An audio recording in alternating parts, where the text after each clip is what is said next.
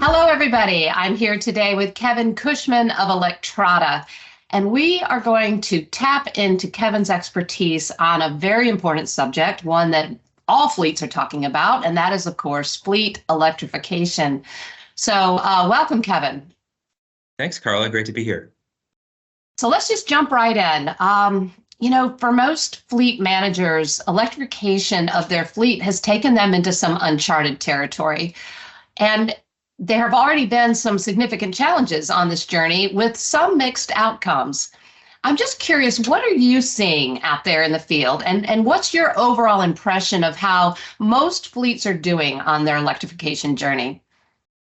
So it's a great question, and I think it's really relevant now that we've been several years into those early adopter phases where fleets may have secured a grant, or they may have started with 10 or 20 or 40 vehicles scattered around just to get the experience. What we're seeing is truly what you described. It's a mixed bag of outcomes, and I think it really reflects the nascent stage still of fleet electrification. It is an emerging industry. We have new vehicles coming in all the time, new battery chemistries coming online, changes are going to be occurring over the next several years.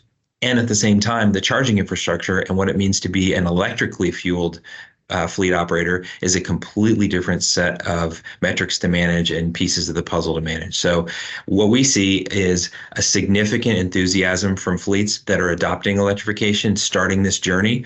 And what we also see is hesitation on absorbing a lot of the risk associated with scaling. So there have been a lot of pilots, there have been a lot of stage ones or phase ones, accommodated in a lot of ways with a lot of partners jumping into the mix to help fleet owners. But what we still see is struggles around what does this become now that I'm straddling two fuels to manage my fleet?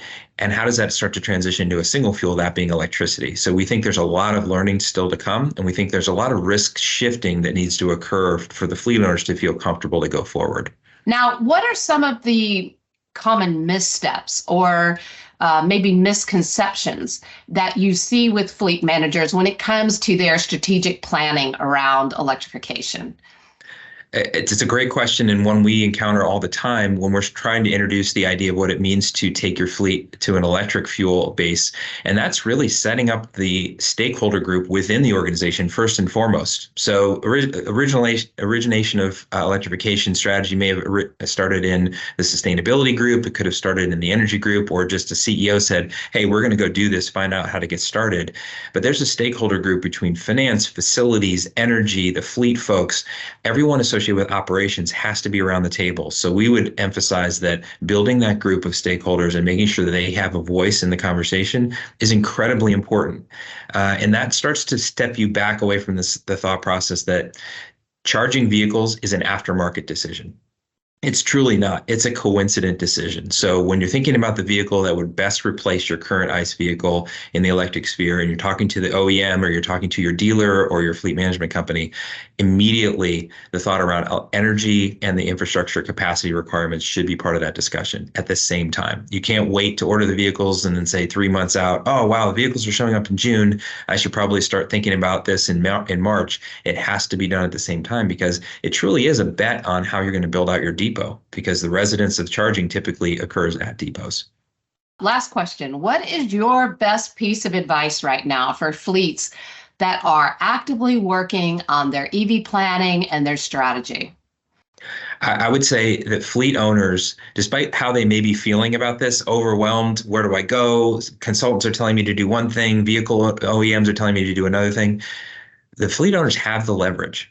And like we discussed earlier, once that group of stakeholders is assembled, use that leverage to say, you solution provider, you vehicle provider, energy provider, you guys absorb the risk of providing us a long-term solution. We know we're going to be living in a dual fuel environment as this transition occurs over the next decade or more.